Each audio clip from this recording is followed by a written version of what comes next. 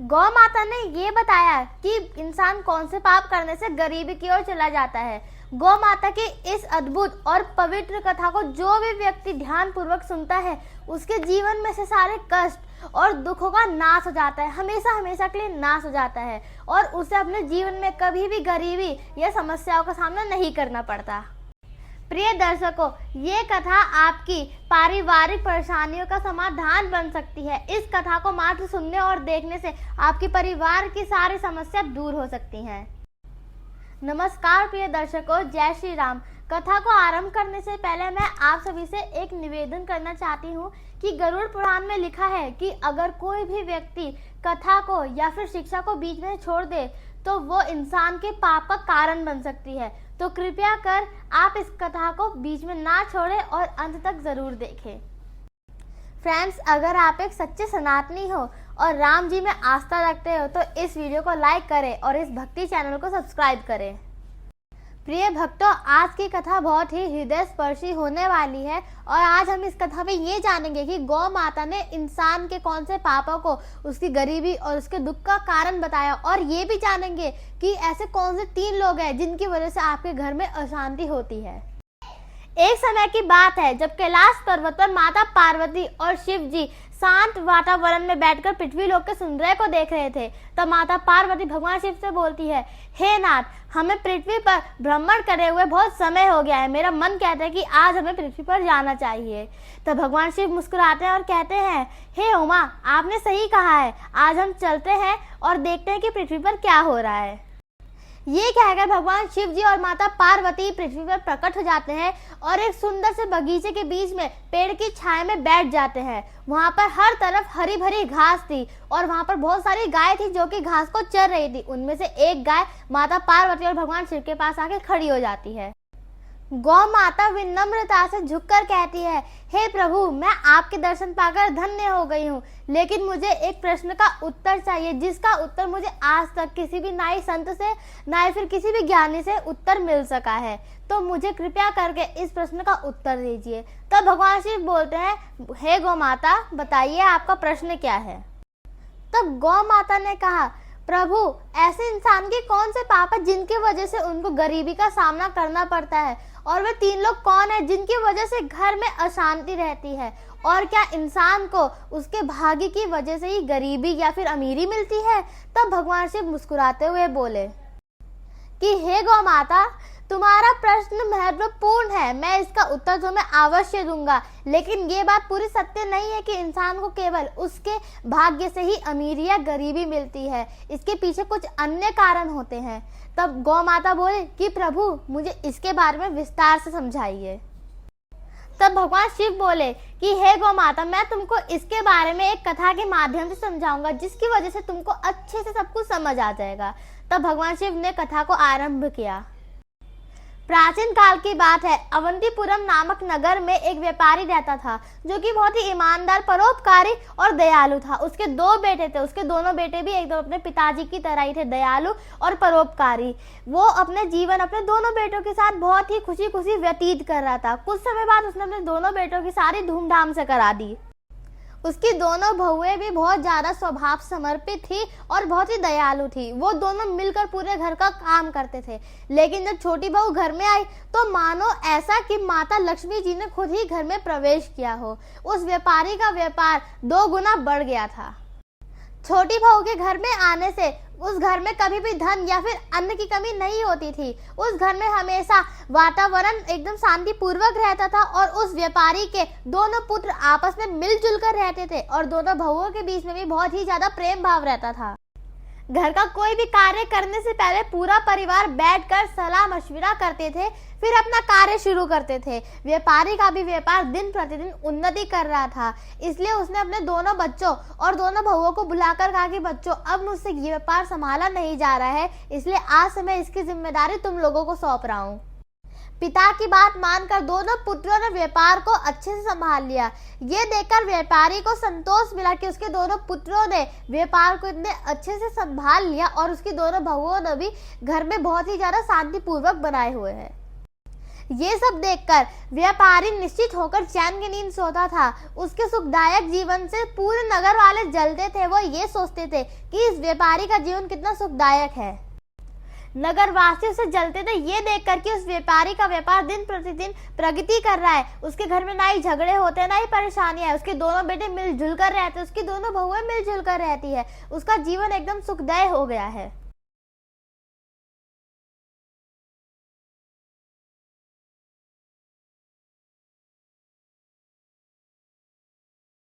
किसी विद्वान ने सही कहा है कि इंसान अपनी परेशानी को लेकर इतना परेशान नहीं होता जितना वह दूसरों की तरक्की देखकर परेशान होता है। तब भगवान शिव गौ माता से बोले, हे गौ माता, जैसे एक तालाब में बड़ी मछली छोटी मछलियों को फूलते फलते देख उनसे जलन करने लगती है और उनको खाने की कोशिश करती है, वैसे ही मनुष्यों में भी होता है। एक इंसान को आगे बढ़ता देख दूसरा इंसान उसको पीछे खींचने की कोशिश करता है। इंसान जितना अपनी तरक्की को देखकर प्रसन्न नहीं होता, उससे अधिक वो दूसरों की तरक्की को देखकर बेचैन हो जाता है। इसी जलन के कारण नगर वासियों ने व्यापारी के प्रति षड्यंत्र करना शुरू कर दिया। वह ये सोचने लगे कि इस व्यापारी की जिंदगी को कैसे कष्टपूर्वक बनाया जाए। उनमें से कुछ नगरवासी व्यापारी के कुल पुरोहित के पास गए और उनसे कहा, हे कुल पुरोहित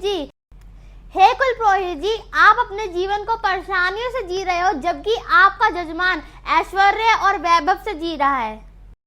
ये सोचकर तो पुरोहित जी बेचैन हो गए। तब नगरवासियों ने कहा कि अगर आपको भी सुखदायक जिंदगी चाहिए, आप चाहते हैं कि आपको हमेशा दान दक्षिणा मिले, तो आपको कुछ ऐसा उपाय ढूंढना होगा जिसकी वजह से व्यापारी की जिंदगी कठिनाइयों से भर जाए।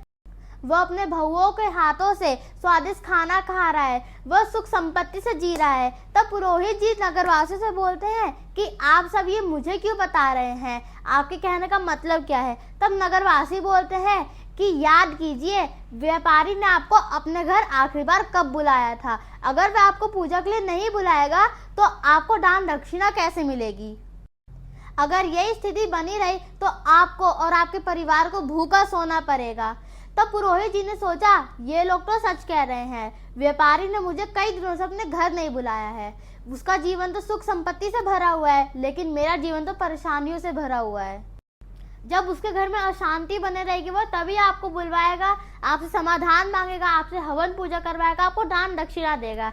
इस तरह पुरोहित को भड़काकर सभी नगरवासी अपने घर चले गए। नगरवासियों की बात को सुनकर पुरोहित सोच में डूब गया। वह ये सोचने लगा कि ऐसा क्या किया जाए कि व्यापारी के घर में अशांति हो जाए, उसके काम में घाटा हो जाए। वह सलाह लेने के लिए अपने गुरु के पास गया। तब वह अपने गुरुजी से कहता है, हे गुरुजी, मेरी सहायता कीजिए। अगर आप ऐसा नहीं करेंगे तो मेरा परिवार भूखा मर जाएगा। और वैसे भी आपको तो पता ही है कि हर पंडित का घर यजमान की वजह से चलता है। अगर यजमान के घर में कोई दिक्कत नहीं होगी, कोई परेशानी नहीं होगी, तो वह हमें पूजा हवन के लिए नहीं बुलाएंगे और हमें दान दक्षिणा भी नहीं देंगे। और अगर दान दक्षिणा नहीं देंगे तो हम पंडितों का घर कैसे चलेगा। तब गुरुजी बोलते हैं, हे शिष्य, तुम चिंता मत करो, मैं तुम्हारी सहायता जरूर करूंगा। तुम बस मुझे इतना बताओ कि करना क्या है। तब पुरोहित बोलते हैं कि व्यापारी के घर में कुछ ऐसा कीजिए जिसकी वजह से उसके घर में अशांति हो, उसके काम में घाटा हो, जिससे वह मुझे पूजा पाठ के लिए बुलाए। तब गुरुजी ने ध्यान पूर्वक सुनकर बोला, उसके सुखदायक जीवन का कारण उसकी छोटी बहू है, जो कि भगवान विष्णु और माता लक्ष्मी की पूजा करती है। उनकी वजह से ही उनका घर धन धान से भरा हुआ है। तब गुरुजी ने कहा कि जिसके घर में ऐसी धार्मिक स्त्री होती है, उसके घर में कभी भी धन की कमी नहीं होती, उसके जीवन में कभी भी कोई हानि नहीं होती है। तब पुरोहित जी बोलते हैं, अगर ऐसा है तो उसका उपाय बताइए। तब गुरुजी बोलते हैं, तुम्हें कुछ नहीं करना है, बस तुम्हें व्यापारी के घर जाना है, उससे एक पीतल का लोटा मांगकर अपने घर ले जाओ। कुछ दिनों में उसके काम में घाटा होने लगेगा, उसके घर में अशांति छा जाएगी, उसके दोनों बेटे आपस में लड़ने झगड़ने लगेंगे। गुरु की सलाह सुनने के बाद पुरोहित अपने घर चला गया। अगले सुबह वह स्नान करने के बाद व्यापारी के घर गया। पुरोहित की आवाज सुनकर व्यापारी बाहर आया और बोला कि इतने दिनों बाद आपने मुझे अपने दर्शन दिए हैं, मेरे घर में सब कुछ कुशल मंगल है। तो पुरोहित बोले, हाँ सब कुछ कुशल मंगल है, बस यहाँ से गुजर रहा था तो मैंने सोचा कि आपसे मिल लूं। तब पुरोहित व्यापारी को मीठी बातों में फंसाने लगा। कुछ देर बाद उसने कहा कि मुझे थोड़ा पानी दे दो, लेकिन पीतल के लोटे में देना। तब व्यापारी ने बोला, जैसा आप कहे। वह अंदर पीतल के लोटे में पानी लेने चला गया। क्योंकि उसकी छोटी बहू बहुत चालाक थी। उसने कहा, पिताजी मुझे ये पीतल का लोटा थोड़ी देर के लिए दे दीजिए, मैं आपको कुछ देर में लौटा दूंगी। तब छोटी बहू ने उस लोटे का सारा पानी निकालकर गौ माता को पिला दिया और उसमें नया पानी भरकर अपने पिताजी को वापस दे दिया। तब व्यापारी ने उस लोटे को पुरोहित जी को दिया। पुरोहित जी ने पानी पिया और कहा कि मुझे ये पीतल का लोटा बहुत अच्छा लग रहा है, क्या मैं इसे घर ले जाऊं? तब व्यापारी ने बोला, ये तो बहुत छोटी सी बात है, आप ले जाइए। तब पुरोहित मन ही मन खुश होने लगा और सोचने लगा, आज तो मैंने व्यापारी के घर पे प्रहार कर दिया है, अब कुछ दिनों में उसके घर में अशांति छा जाएगी।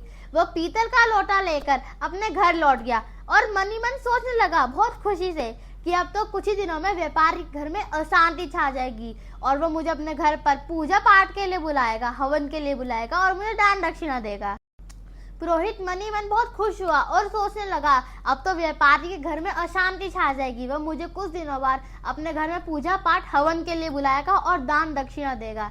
लेकिन 20 दिन बीत जाने के बाद भी व्यापारी के घर से कोई भी बुलावा नहीं आता। तब वह थक हार कर पुरोहित अपने गुरु के पास जाता है और बोलता है कि गुरुजी 20 दिन बीत गए, अभी भी व्यापारी के घर में कुछ समस्या नहीं आई।